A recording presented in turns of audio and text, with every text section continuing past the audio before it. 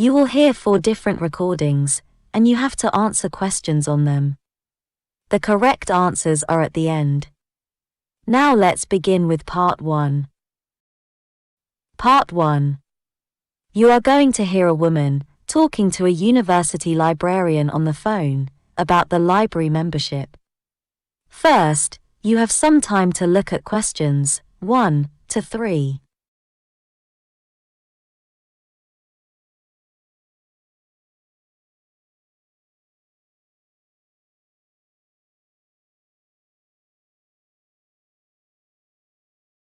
Now listen carefully and answer questions 1 to 3. Good morning. This is the University Library Help Desk. Oh, hello. I'm calling to find out about library membership. I'm not a student, but I understand that I can still use the library? That's right. You can register as an external member. We have several specialist libraries on the university site, and you'd be able to use all of them. And how much does that cost, please? It's £80 a year, unless you've been a student here in the past, and then it's only £50. Well, no, I haven't, so I'd pay the higher fee. And am I able to borrow books and bring them home? Yes, you can borrow a maximum of 6 books at a time for 4 weeks. That's as long as they're not on the reserved list. If they're reserved, it means they have to be read here in the library. OK, that's fine. And I should warn you that as an external member, you wouldn't have access to the computers. That's the only thing. Oh, that wouldn't matter. So, how do I join? Well, you can register online, or you can do that now while you're on the phone if you like. Yes, please. Before you hear the rest of the recording, you have some time to look at questions 4 to 10.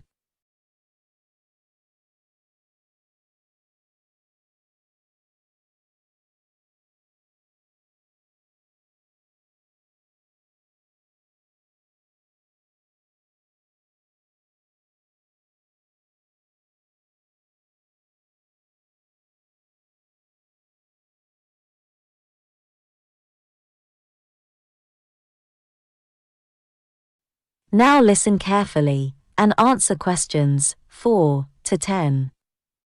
OK then, I'll just take some details from you if you don't mind. So, starting with your full name? Frances Gillingham. That's Gillingham.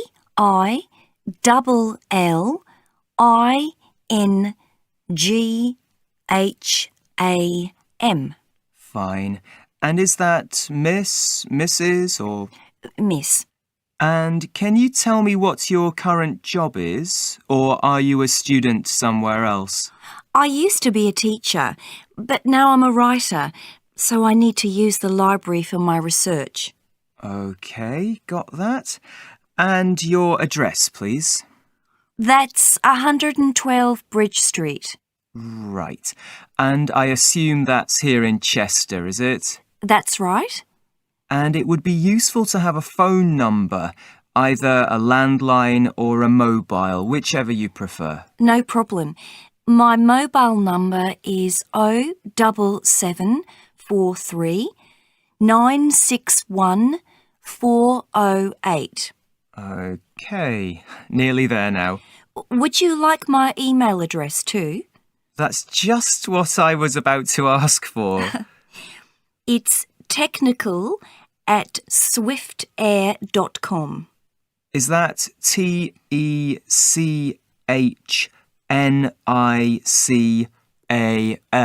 Yes. Aha. Now, you'll get your membership card the first time you come along.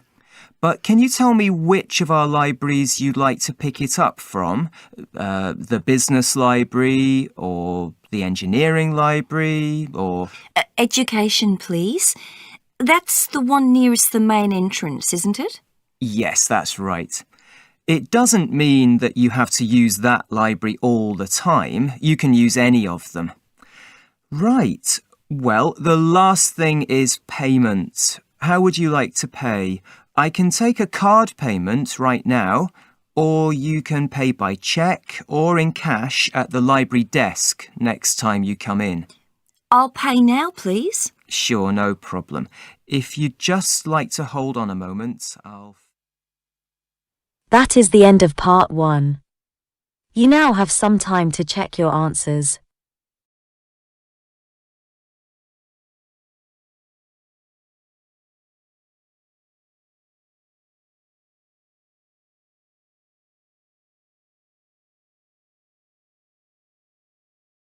Now turn to part 2. Part 2. You are going to hear a woman giving a lecture about her research in predicting the future. First, you have some time to look at questions 11 to 13.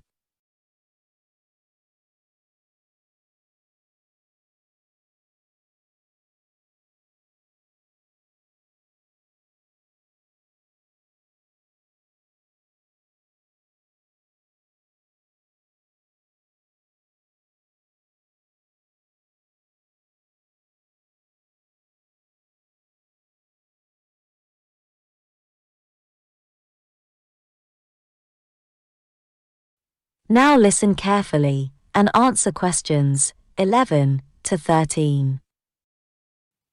Hi there. I'm going to tell you today about some research I've recently done about how terrible people are at predicting the future. I got involved in this because it was a college assignment that a mate of mine was set. She was very busy and it sounded interesting. I didn't have to go into work for a few days, so I said I'd help her by seeing if I could find some examples online of poor predictions.